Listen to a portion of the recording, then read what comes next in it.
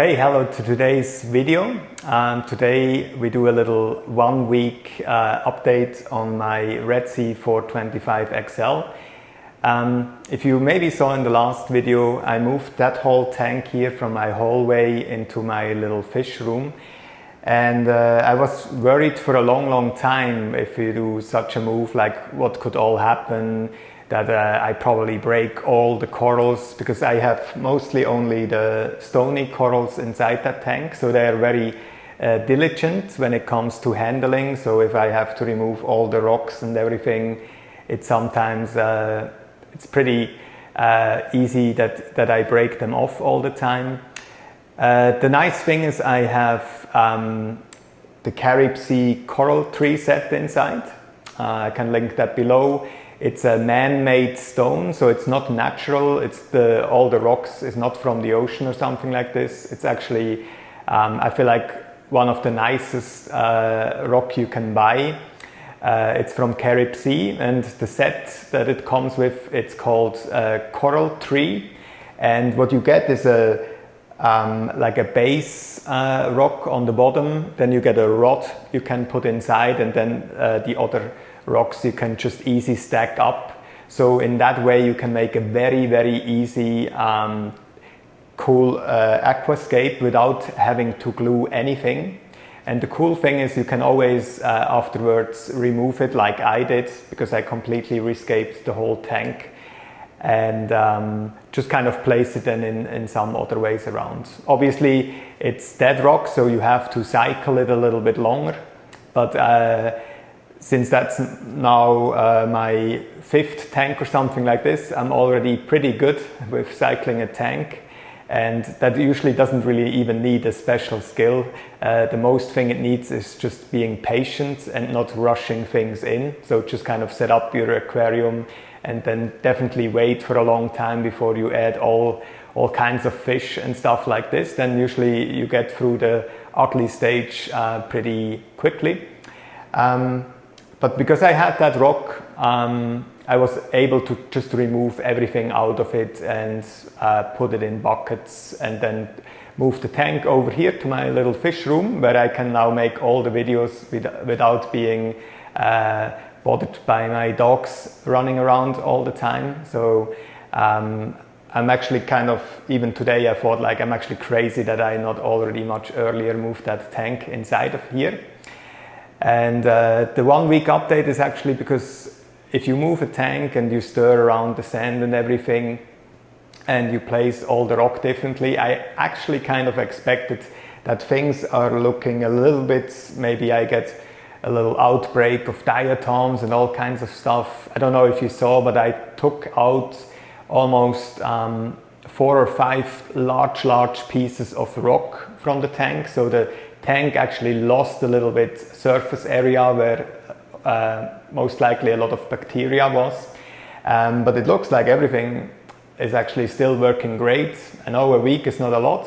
Maybe let's see then on next week's update what's going on there. But I feel like the key was that I have just that tiny little 1/2 inch sand bed. I don't have had a super deep sand bed where all the detritus and everything goes down. So I feel like that's why it probably didn't bother it too much when I stirred up the tank. But yeah, everything looks good.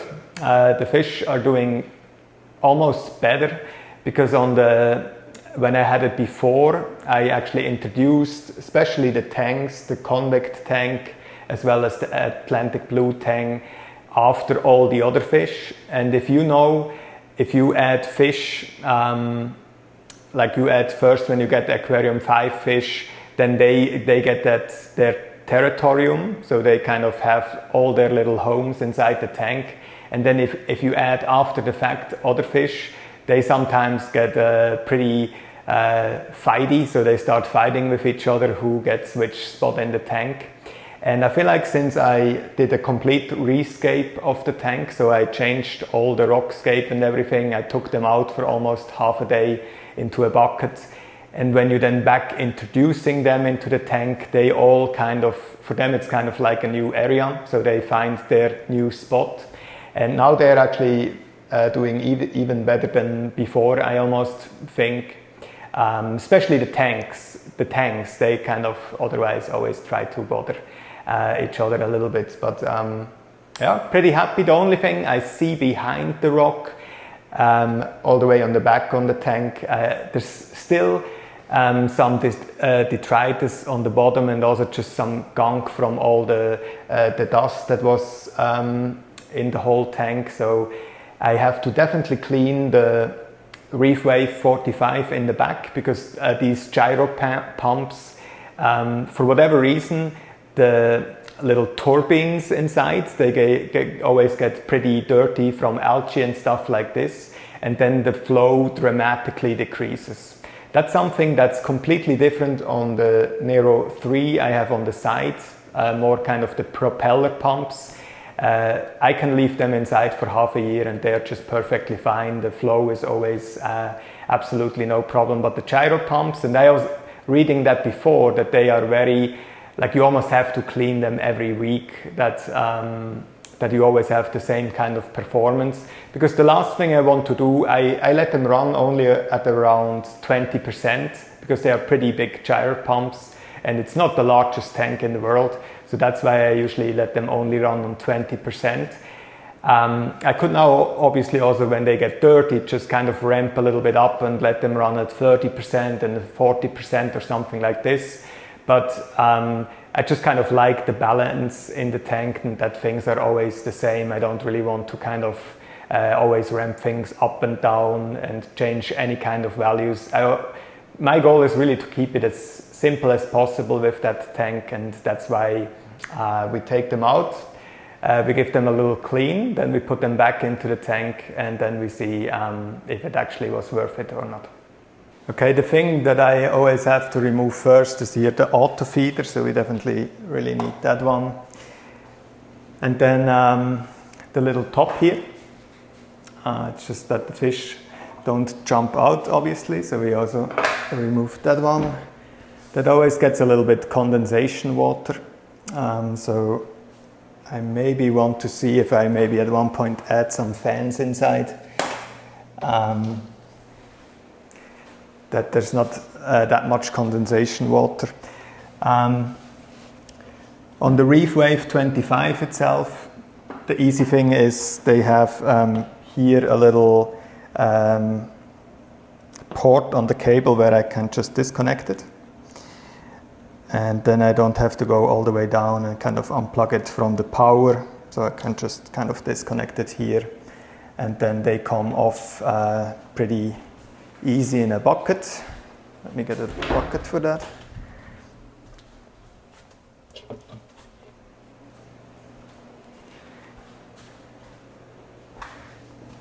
And they only have a magnet behind, so I usually just remove here the magnet. Then they just come out very nicely, and then I just take that one to the sink and give it a little scrub in the sink. To wash now the whole thing, I always have to make sure there's these tiny little snails. Sometimes they're still stuck on it, so I just check for some of these small snails, because I don't really want to kill them and just put them into the drain here. But the only thing I have to do on that gyro pump here is just kind of unlock these side panels here, and then like these propeller things coming out, and they're just kind of, usually they're just super gooey and full of algae and all that stuff. It's not even that much, like here it's a big chunk. It's not even that much, but still it's enough to kind of create issues with the pump. So the thing I use to clean that is actually I have an old toothbrush, which I use, then an old kitchen sink brush, and then whatever kind of that brush is. And with that one, I just kind of use regular water. I don't really use anything else, any kind of soap. Just go a little bit over it with the brush here, give it a good brush. But that's actually the whole thing. It's good to go with the brushes here inside. I don't know, kind of like now I would almost say I'm not sure if I would ever take a gyro pump again, because I don't really necessarily need the flow pattern the gyro pump can do. I just kind of liked it because it was it goes with the Red Sea products, so kind of it's easy access with the app and all that stuff. But how many times you really change the flow pattern on your pumps realistically? So these are the two rotors, and then I just kind of use that brush here just to clean those a little bit inside. Also for that guy here. And it breaks, as you see, pretty much a mess, like it sprays here all over the place, the stuff.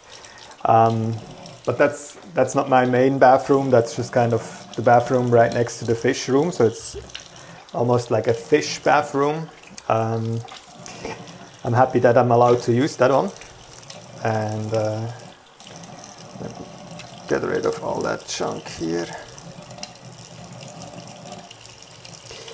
The only thing I make sure is that I don't put any kind of sand and other stuff down here that rain. But once or twice a month I just kind of remove the siphon thing underneath the sink and just make sure I take everything out.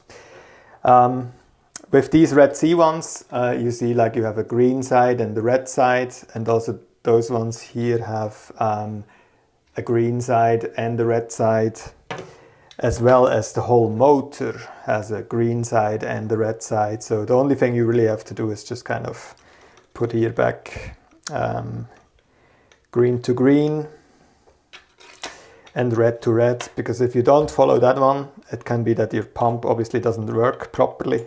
So I had it sometimes before where I didn't really match everything properly up, and then it just kind of creates some issues and definitely doesn't give you the flow pattern you had before. I always make sure I have here the correct angle, so they just go maybe kind of 20% upwards, and that's how I clean my pump. Okay, now we put everything back in. The nice thing about all that coralline here on the tank is actually I always know the exact position it was in before, so I just can look to where the coralline is and then kind of put the magnets back on. That's it. Put the cable here and just plug it in on that extension cable. Okay, we're all done. It's definitely also not one of my favorite jars around the fish tank to clean these pump tears on the back, especially the ReefWave 45. If I could redo it again and would again have the decision what would I buy, I would probably go again with the Ecotech Vortec NP40s for that tank. I had them before in another tank and they are just kind of rock solid. You don't really have to clean them ever. They are a little bit more expensive, not even that much, but I would probably just go again with those ones. But I always like to try out new stuff, so now at least I know. They are definitely not bad, these kind of pumps there on the back, the ReefWave 45. But just that I have to clean them every week definitely does not make it very easy with the tank, and I like to have it super easy, or at least easy on the maintenance side. So that's why I would probably choose the other one. You also see now in my tank there's actually a ton of detritus floating around, and that's because the power heads are again now so much more, or they're back to the original power and current they have. So they are now just kind of like moving around all the detritus which they couldn't pick up before when they were dirty. But usually kind of that will then go away with the next 1 or 2 hours, and then it's again pristine clean. So that's my update week number 1 in the new fish room for the Red Sea Reefer 425 XL. Please tune again in if you want to follow me on that journey with my reef tanks.